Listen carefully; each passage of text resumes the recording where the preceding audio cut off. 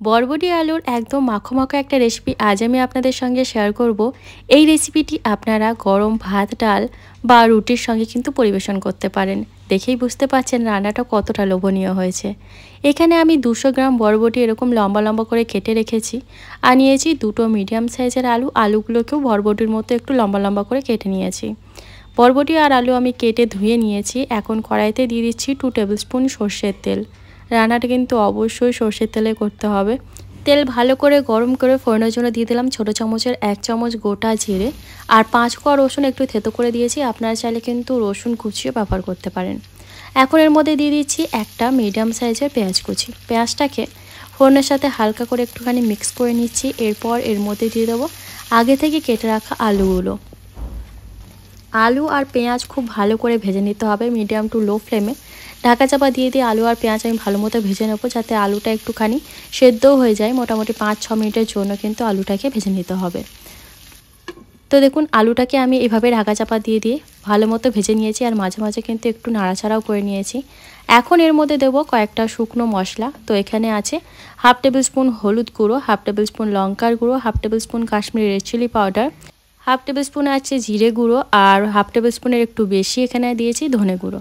তো সব শুকনো মশলা দেওয়ার পর ভালো করে একটুখানি আলুর সাথে মশলাগুলোকে কষিয়ে নিতে হবে, যাতে শুকনো মশলাগুলো পুড়ে না যায়। তাই ওই বাটিটা ধুয়ে অল্প একটু জল এখানে আমি অ্যাড করে দিলাম।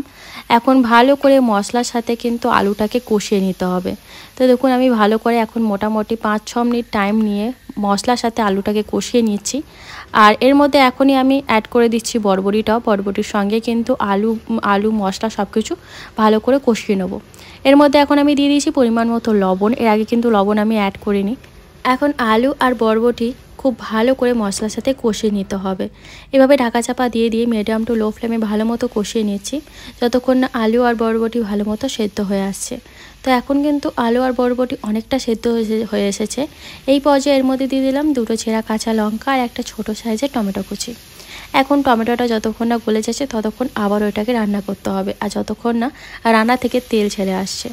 যদি প্রয়োজন পড়ে তাহলে কিন্তু অল্প অল্প জলের মধ্যে অ্যাড করতে হবে, যাতে তলা না লেগে যায়। এখন অল্প পরিমাণে এর মধ্যে আমি দিয়ে দিলাম চিনি, খুবই নামমাত্র। এতে কিন্তু রান্নার স্বাদটা বেশ ভালো হয়। আবারও ঢাকা চাপা দিয়ে ভালো মতো মশলাটাকে আমি কষিয়ে নিচ্ছি। দেখতেই পাচ্ছেন মশলা দিয়ে কিন্তু তেল ছেড়ে এসেছে, আর আমাদের রান্নাটা কিন্তু প্রায় হয়ে এসেছে। দেখতেই পাচ্ছেন একদম মাখো মাখো ভাব চলে এসেছে। আর এই রান্নায় কিন্তু খুব বেশি জল ব্যবহার করার দরকার পড়বে না। আর দেখুন আলু বরবটি একদম পুরো সেদ্ধ হয়ে গেছে, টমেটোটাও কিন্তু গলে গেছে। এখন সব শেষে এর মধ্যে আমি দিয়ে দেবো অল্প পরিমাণে গরম মশলা গুঁড়ো। তো সব কিছু ভালো করে মিশিয়ে নিলেই আমাদের আলু বরবটির এই একদম সহজ রেসিপিটি কিন্তু রেডি হয়ে যাবে। যদি আজকের রেসিপিটি আপনাদের ভালো লাগে তাহলে কিন্তু অবশ্যই ভিডিওতে একটা লাইক দিয়ে চ্যানেলটা সাবস্ক্রাইব করার পাশে থাকবেন। তো দেখুন আমাদের আলু বরবটির রেসিপি কিন্তু একদম রেডি। এখন আমি গরম গরম ডাল আর ভাতের সাথে এটাকে সার্ভ করব। আপনারা চাইলে কিন্তু রুটি পরোটার সাথেও এটাকে সার্ভ করতে পারেন, বা টিফিনেও কিন্তু দিতে পারেন। তো আজকের মতন বাই।